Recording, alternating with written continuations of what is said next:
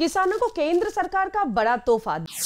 धान की कटाई के बाद मिट्टी जांच अवश्य करवाएं किसान। बिना फसलों को नुकसान पहुंचाए कीट नियंत्रण के लिए लाइट ट्रैप है बेहतर विकल्प।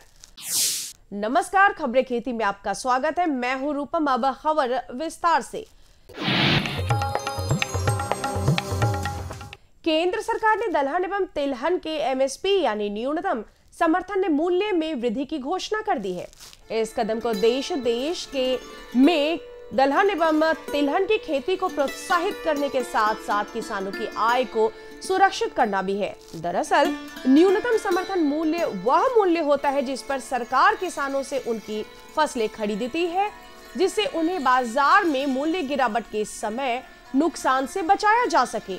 चने पर एमएसपी 5440 रुपए से बढ़ाकर 5650 रुपए प्रति क्विंटल कर दी गई है। वहीं मसूर दाल पर एमएसपी 6425 रुपए से बढ़ाकर 6700 रुपए प्रति क्विंटल और सरसों पर एमएसपी 5650 रुपए से बढ़ाकर 5900 रुपए प्रति क्विंटल और सूरजमुखी पर एमएसपी बढ़ाकर 5800 रुपए से बढ़ाकर 5940 रुपए प्रति क्विंटल कर दी गई है। धान की कटाई के बाद खेत खाली रह जाते हैं और यह समय मिट्टी की गुणवत्ता जांचने का सबसे सही समय होता है। फसल की कटाई के बाद मिट्टी की स्थिति को समझना भविष्य की खेती की योजना बनाने के लिए बहुत ही महत्वपूर्ण कदम है। इस प्रक्रिया से किसानों को अपनी मिट्टी में पोषक तत्वों की कमी और उसकी उर्वरकता का भी सही अंदाजा मिल जाता है। धान की फसल के बाद खेत की मिट्टी में पोषक तत्वों की कमी हो सकती है।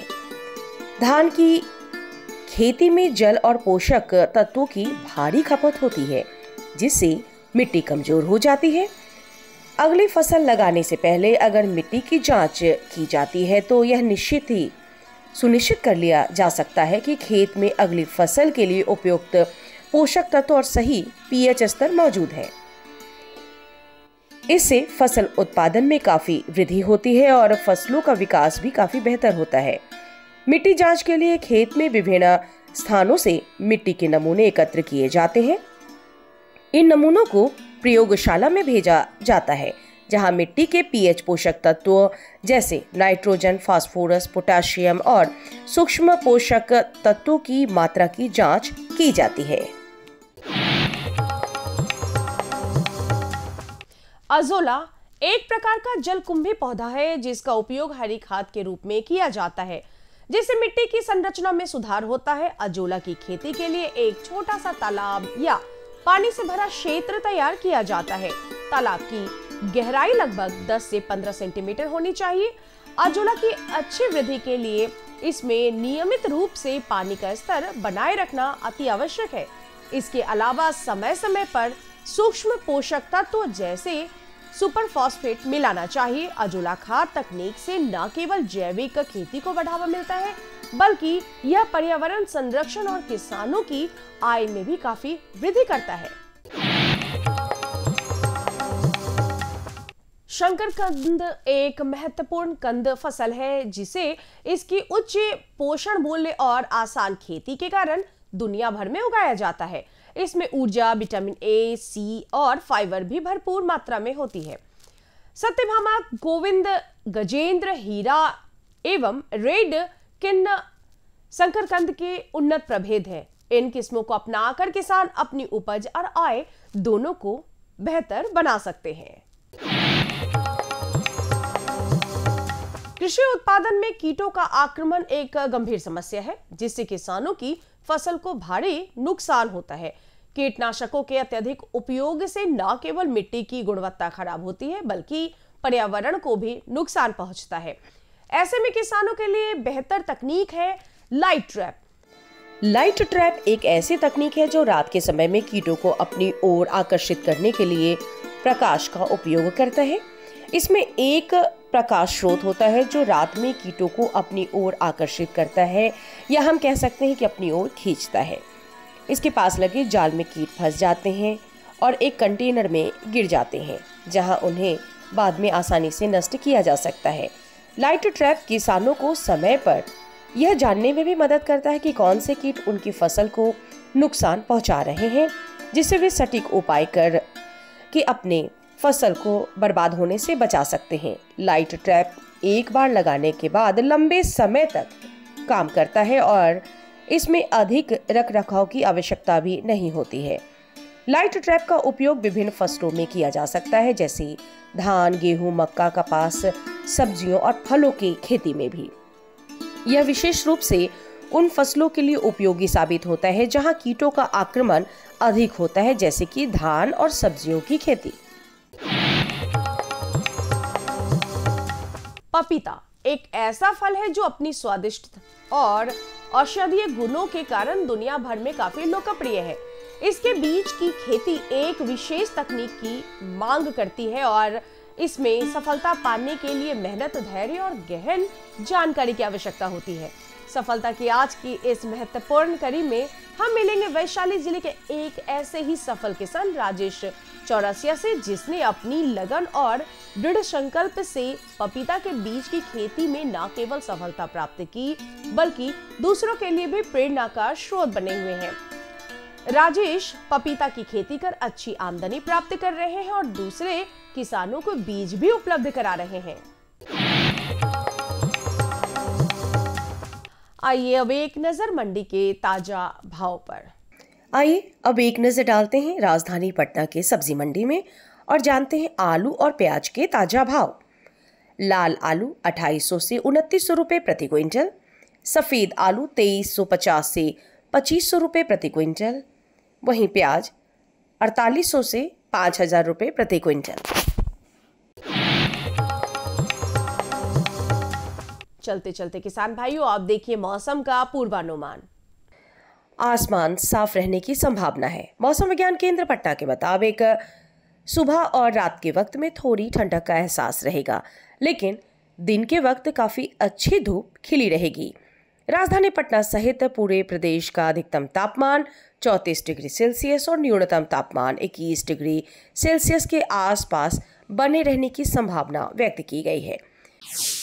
साथ ही साथ किसान भाइयों को सलाह भी दी जाती है कि तापमान को ध्यान में रखते हुए इस सप्ताह चने की बुवाई कर सकते हैं और साथ ही पशुपालक किसान भाई पशुओं को प्रतिदिन 50 से 60 ग्राम खनिज मिश्रण और कृमि की दवा देना बिल्कुल ना भूलें। ऐसा करने से बदलते मौसम में पशुधन का स्वास्थ्य भी काफी बेहतर रहेगा।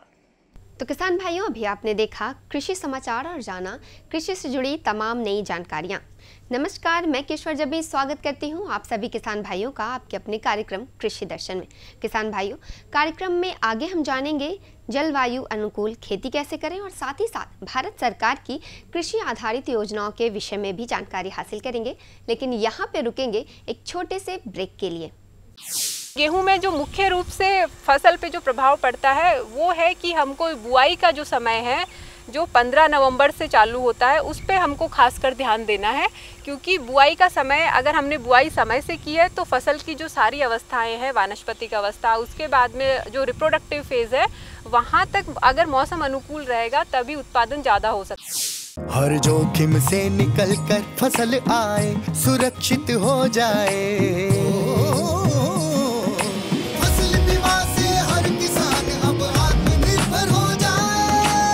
सूखा पड़े या बाढ़ आ जाए कोई डर नहीं, अब ओले पड़े या कीट पतंगे फसल खा जाए कोई फिक्र नहीं।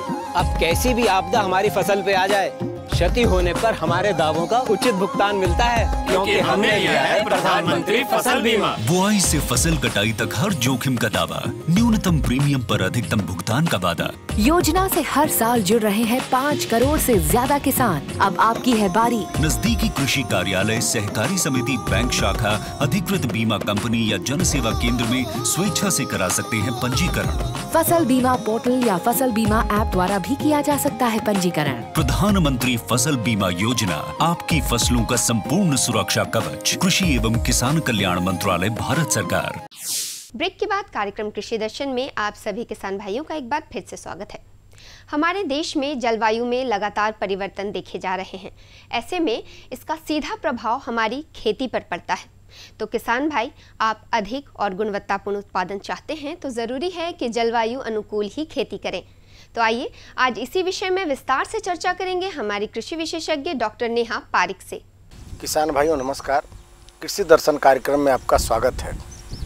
किसान भाइयों, जब हम खेती की बात करते हैं तो निश्चित रूप से यह सत्य है कि हम बगैर प्रकृति को जाने अगर खेती करते हैं तो हमें नुकसान होता है। अनावश्यक रूप से हम नुकसान के शिकार हो जाते हैं। सरकार की एक बहुत और वैज्ञानिकों की पहल हम कह सकते हैं कि मौसम अनुकूल खेती, जलवायु अनुकूल खेती। जलवायु अनुकूल खेती क्या है, जलवायु परिवर्तन के इस दौर में इसकी आवश्यकता क्या है, इस विषय पर बात करने के लिए आज हम हैं कृषि विज्ञान केंद्र पिपरा कोठी में। हमारे साथ विशेषज्ञ डॉक्टर नेहा पारिक जो इस विषय पर हमें जानकारी देंगी। मैडम, आपका हमारे कार्यक्रम में स्वागत है। धन्यवाद। मैडम, जलवायु अनुकूल खेती की जब हम बात करते हैं, बहुत अभी खास करके सरकार ने इसको काफ़ी प्रमोट किया है, आप लोगों ने काफ़ी मेहनत की है इस पे, तो क्या है जलवायु परिवर्तन के इस दौर में इसकी आवश्यकता क्यों आ पड़ी है? इस जलवायु परिवर्तन का ये जो दौर है, इसका एक्सपीरियंस हमने पिछले 2-3 साल की अगर हम बात करें तो मॉनसून सीजन में इसका असर हमने इस साल भी देखा है।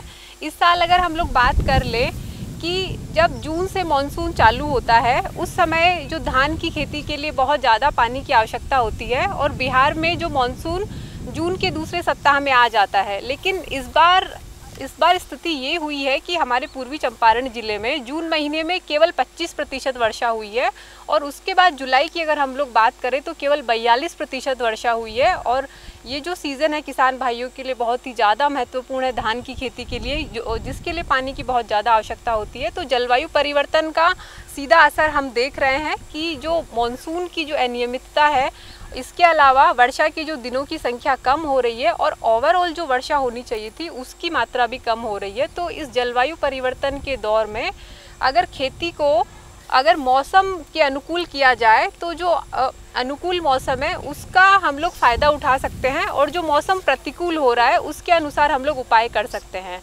जैसे कि इस बार जब जून के माह में हमने कम वर्षा का पूर्वानुमान जारी किया तो उस केस में हमने हमारे ज़िले के किसान भाइयों को कहा कि आप धान की ट्रांसप्लांटिंग के बजाय आप लोग धान की सीधी बुआई पे ज़्यादा फोकस करें।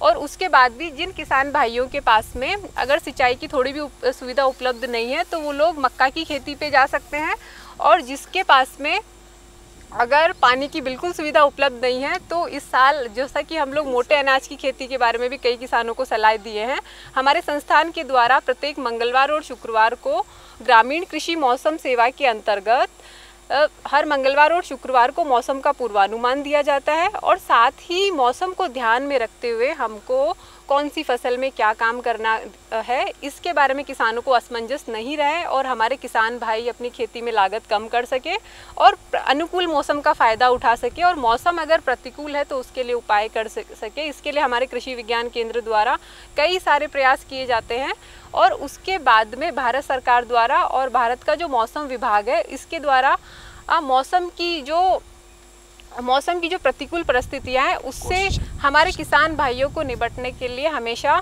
तैयार करने का प्रयास सरकार द्वारा किया जा रहा है।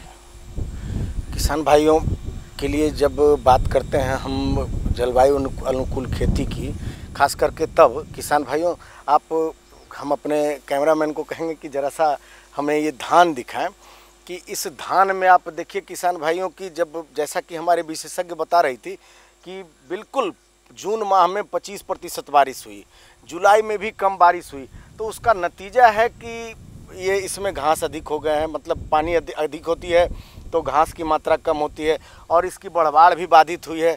तो निश्चित रूप से ये ऐसा होना चाहिए कि जलवायु अनुकूल खेती में सजग होना चाहिए किसानों को। तो और इसमें अगर खास करके अब हम जिस मौसम की बात कर रहे हैं, रबी आने वाला है, खरीफ का लगभग अंत अब जाने वाला है, तो अब जलवायु अनुकूल खेती में क्या क्या ध्यान रखना चाहिए ताकि किसानों को उसका भरपूर लाभ मिल सके? जी, आपने बहुत ही अच्छा प्रश्न रखा है। तो खरीफ सीज़न में तो हमने देखा कि पानी जो मानसून सीज़न में जो पानी की जो बारिश हुई है उसकी मात्रा बहुत कम रही, लेकिन अगर रबी सीज़न की हम लोग बात कर ले उससे पहले धान की कटाई भी एक महत्वपूर्ण काम है किसान भाइयों के लिए। तो उस केस में भी पहली चीज़ तो किसान भाइयों को जागरूकता रखनी है। जागरूकता कि मौसम की जो जानकारी है, मौसम पूर्वानुमान की जानकारी को हम हर मंगलवार और शुक्रवार को देखेंगे और उसके बाद में उसका उपयोग अपनी खेती में करेंगे। ठीक है, जैसे कि अभी धान की फसल जो आगाद धान है वो एकदम पकने पे है और उसके अलावा कुछ दिनों में जो धान की कटाई चालू हो जाएगी।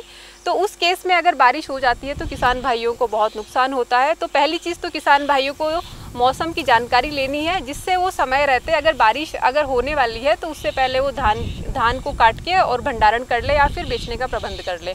अब आते हैं हम अभी अगर हम लोग बात करें कि नेक्स्ट सीज़न के बारे में, रबी सीज़न में जो मुख्य फसल है वो गेहूं है।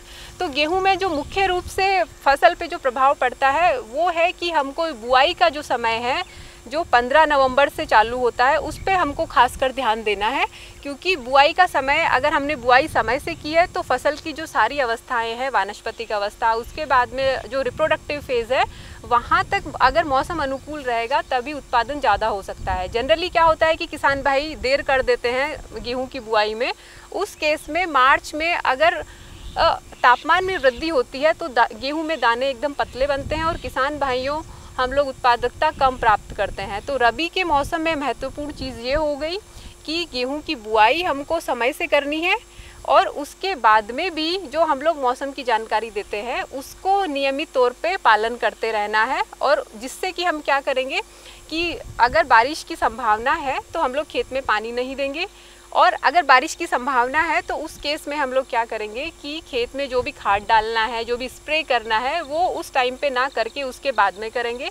इसका क्या फ़ायदा होगा कि जो हमने खाद दिया, जो हमने स्प्रे किया, उसका पूर्ण लाभ हमारे पौधे को मिले। जैसे किसान भाइयों ने अगर खेत में कोई स्प्रे कर दिया, खाद डाला और उसके बाद एक दिन बाद भी अगर या उसी दिन बारिश हो गई तो उस केस में जो खाद है वो पानी के साथ चला जाएगा नीचे और उसके अलावा जो हमने स्प्रे दिया उसका भी प्रभाव उतना ज़्यादा नहीं रहेगा। उसके अलावा जो दूसरी फसल की हम लोग बात कर ले, आलू रबी सीजन में एक महत्वपूर्ण फसल है। उसमें भी अगर हम लोग झुलसा रोग की बात करें तो झुलसा रोग का प्रकोप बहुत ज़्यादा होता है। तो हमारे संस्थान कृषि विज्ञान केंद्र द्वारा सप्ताह में 2 बार, जैसा कि मैंने बताया, कि जो रोग और कीड़े लगने वाले होते हैं फसल में उसके लिए भी पूर्वानुमान दिया जाता है। तो किसान भाइयों से मेरा आग्रह रहेगा कि इस मौसम की जानकारी को आप लोग देखें। और इसके अलावा जो भारत का मौसम विभाग है उसका एप्लीकेशन है मेघदूत एप्लीकेशन, उसको भी आप लोग अपने एंड्रॉयड फ़ोन में डाउनलोड कर सकते हैं और अपने ब्लॉक का मौसम प्राप्त कर सकते हैं। तो अब जो हम मौसम का जानकारी हमें जो मिलता है उसके आधार पर खेती की जानकारी भी हमें कहाँ से प्राप्त हो सकती है और कैसे उसका सटीक जानकारी कि किस मौसम में कौन सी फसल का उपयोग करें, ये जानकारी हम लोगों को ऑनलाइन मिलने की सुविधा है कि नहीं? जी, आपने बहुत ही अच्छा प्रश्न किया है। पहली चीज़ तो ऑनलाइन भी आप लोग ये जानकारी ले सकते हैं। इसके अलावा हम लोग इस चंपारण में 27 ब्लॉक है पूर्वी चंपारण में, उसमें हमने प्रत्येक ब्लॉक के लिए कम से कम 3 से 4 हम लोगों ने व्हाट्सएप ग्रुप बना रखे हैं। हम पूरे 2-3 पेज का एडवाइजरी जारी करते हैं। उसमें ऊपर में मौसम का पूर्वानुमान लिखा होता है और नीचे 1-2 पेज में कौन सी फसल में क्या काम करना है, ये सारी जानकारी आप लोग को एक तो व्हाट्सएप ग्रुप के माध्यम से मिल सकती है। उसके अलावा अभी जो मैं जिक्र कर रही थी मेघदूत एप्लीकेशन का, वहाँ से आप लोग ले सकते हैं। उसके अलावा भारत का जो मौसम विभाग है उसका खुद का एक वेबसाइट है, उसमें भी आप प्रत्येक ब्लॉक तक का आपको मौसम का जानकारी, साथ में कौन सी फसल में क्या काम करना है किसान भाइयों को, वो उसके अंदर लिखा होता है। तो आप ये सारी जानकारी आप ऑनलाइन माध्यम से भी ले सकते हैं। और दूसरा चीज़ अखबार की अप्रोच मुझे लगता है सारे किसान भाइयों तक है, वहाँ से भी किसान भाई ये सारी जानकारी प्राप्त कर सकते हैं। तो किसान भाई, आपने देखा कि मौसम अनुकूल खेती, जलवायु अनुकूल खेती जो है इसको हम लोग इंग्लिश में क्लाइमेट स्मार्ट एग्रीकल्चर बोलते हैं। तो क्लाइमेट स्मार्ट एग्रीकल्चर तब सफल होगा जब आप भी थोड़ा स्मार्ट बनेंगे। आपके पास स्मार्टफोन है तो आप थोड़ा सा स्मार्ट बनिए, थोड़ा ऑनलाइन होइए और हमारा जो जितना भी जानकारी है एग्रीकल्चर साइंटिस्टों के द्वारा जो दी जाती है उसका लाभ लें। आपने इतनी अच्छी जानकारी दी नेहा जी, इसके लिए बहुत बहुत धन्यवाद। लेकिन यहाँ पे रुकेंगे एक छोटे से ब्रेक के लिए। पर ड्रॉप मोर क्रॉप पर सरकार का बहुत जोर है और ये समय की मांग भी है। साथियों, माइक्रो इरिगेशन भी इनपुट कॉस्ट कम करने का और ज्यादा प्रोडक्शन का बहुत बड़ा माध्यम है और एक प्रकार से एनवायरनमेंट की भी सेवा है। कृषि दर्शन कार्यक्रम में कुछ बदला सा है अंदाज, क्योंकि कृषि और कृषि से जुड़े अलग अलग सेगमेंट का हो चुका है आगाज। जानिए कैसे हो कम लागत में ज्यादा से ज्यादा पैदावार, जिससे बढ़े आमदनी और मुनाफा लगातार। सीखिए हमारे साथ कैसे हो हर मौसम के मुताबिक अपने पशुधन की उचित देखभाल, ताकि वे रहे सब स्वस्थ और किसान का जीवन हो खुशहाल। इसके साथ जानिए मंडी के ताजा भाव, मौसम का मिजाज, दैनिक कृषि समाचार हर हफ्ते सोमवार, बुधवार और शुक्रवार संध्या 5:30 बजे से सिर्फ दूरदर्शन बिहार पर कार्यक्रम कृषि दर्शन। तो किसान भाइयों, अभी आपने जलवायु अनुकूल खेती कैसे करें इसके विषय में पूरी जानकारी हासिल की। इसी के साथ बढ़ेंगे कार्यक्रम के अगले भाग में। भारत सरकार ने खेती से जुड़ी कई योजनाएं बनाई हैं। उन्हीं योजनाओं से जुड़ी आज एक योजना के बारे में हम जानेंगे इस शॉर्ट वीडियो फिल्म के माध्यम से। तो आइए देखते हैं। किसानों के चेहरे पर खुशहाली, हर खेत को मिल रहा है पानी। ये है न्यू इंडिया की कहानी। फसलों की भरपूर पैदावार के लिए बीज और खाद के साथ साथ जल एक महत्वपूर्ण कारक है। पानी की बचत न केवल मिट्टी के स्वास्थ्य में सुधार करती है, बल्कि उत्पादकता बढ़ाने और पर्यावरणीय लाभ प्रदान करने में भी मदद करती है। इसके अलावा पानी की उतनी ही मात्रा से लंबे समय तक सिंचाई तथा विस्तारित क्षेत्र में सिंचाई करने में भी मदद मिलती है।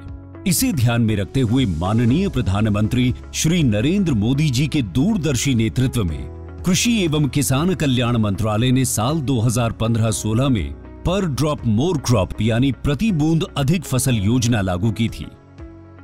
पर ड्रॉप मोर क्रॉप पर सरकार का बहुत जोर है और ये समय की मांग भी है। साथियों, माइक्रो इरिगेशन भी इनपुट कॉस्ट कम करने का और ज्यादा प्रोडक्शन का बहुत बड़ा माध्यम है और एक प्रकार से एनवायरनमेंट की भी सेवा है। सूक्ष्म सिंचाई के माध्यम से उपलब्ध जल संसाधनों के उपयोग को इष्टतम किया जा रहा है। इसका उपयोग सटीक सिंचाई और बेहतर ऑन फार्म जल प्रबंधन प्रथाओं को बढ़ावा देने के लिए भी किया जा रहा है। सूक्ष्म सिंचाई का ये तरीका भंडारित जल के संरक्षण और प्रबंधन में भी मददगार है। सूक्ष्म सिंचाई को 2 तरीकों से अपनाया जाता है। पहला, ड्रिप इरिगेशन। इस तकनीक में पानी को पौधों की जड़ों पर बूंद बूंद करके पहुंचाया जाता है।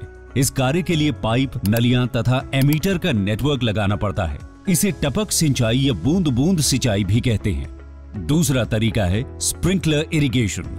इस तकनीक में दबाव के तहत पानी का छिड़काव किया जाता है और बारिश के रूप में पाइपों के नेटवर्क से जुड़े नोजल सेट के माध्यम से पौधों पर बरसाया जाता है। योजना के मूल्यांकन से पता चला है कि माइक्रो इरिगेशन से जल उपयोग दक्षता में लगभग 30 से 70% तक सुधार हुआ है। विभिन्न फसलों की उत्पादकता में 9 से 60% तक की वृद्धि हुई है तथा गुणवत्ता भी बढ़ी है। किसानों की आय में 10 से 69% तक की बढ़ोतरी हुई है। पंपिंग में विद्युत ऊर्जा और डीजल की बचत हो रही है। साथ ही इससे ग्रामीण क्षेत्र में रोजगार के अवसर भी उत्पन्न होते हैं। पर ड्रॉप मोर क्रॉप यानी प्रति बूंद अधिक फसल के तहत ड्रिप और स्प्रिंकलर सिस्टम के लिए सरकार छोटे और सीमांत किसानों को 55% और अन्य किसानों के लिए 45% की सहायता प्रदान करती है। इसके अलावा कुछ राज्य सूक्ष्म सिंचाई को प्रोत्साहित करने के लिए किसानों को अतिरिक्त सब्सिडी भी प्रदान करती है। इसे लगाने के लिए एक लाभार्थी को अधिकतम 5 हेक्टेयर क्षेत्र में सूक्ष्म सिंचाई हेतु सहायता मिलती है। पिछले 9 वर्षों में प्रति बूंद अधिक फसल यानी PDMC योजना के माध्यम से सूक्ष्म सिंचाई के तहत लगभग 78 लाख हेक्टेयर क्षेत्र को कवर किया गया है, जो कि 81% से अधिक सूक्ष्म सिंचाई कवरेज है। इसके अलावा सूक्ष्म सिंचाई के कवरेज के विस्तार के लिए नाबार्ड के साथ मिलकर 5,000 करोड़ रुपए की सूक्ष्म सिंचाई कोष यानी MIF बनाया गया है एवं इस कोष को 10,000 करोड़ रुपए तक बढ़ाना प्रस्तावित है। पर ड्रॉप मोर क्रॉप योजना का लाभ पाने हेतु अपने नजदीकी कृषि एवं उद्यान विकास के कार्यालय से संपर्क करें। माननीय प्रधानमंत्री श्री नरेंद्र मोदी जी के मार्गदर्शन में देश का किसान अब आत्मनिर्भर होकर खुशहाली की ओर अग्रसर है। देश अब संकल्प से सिद्धि की ओर बढ़ चला है। तो किसान भाइयों, आज के कार्यक्रम में हमने आपको जलवायु अनुकूल खेती के विषय में बताया, साथ ही साथ भारत सरकार की योजना के विषय में भी जानकारी दी। तो आज के लिए बस इतना ही, लेकिन इस वादे के साथ आपसे लेंगे विदा कि कार्यक्रम के अगले भाग में कृषि से जुड़ी ऐसी ही कुछ और नई जानकारियों के साथ हम फिर से हाजिर होंगे। तब तक के लिए मुझे और हमारी कृषि दर्शन की पूरी टीम को दीजिए इजाज़त। नमस्कार। हमारा पता है कृषि दर्शन, कमरा नंबर 203, द्वारा केंद्र निदेशक, दूरदर्शन केंद्र पटना, फ्रेजर रोड, पटना। हमारा ईमेल एड्रेस है director@ddkpatna@gmail.com और kddkpatna@gmail.com।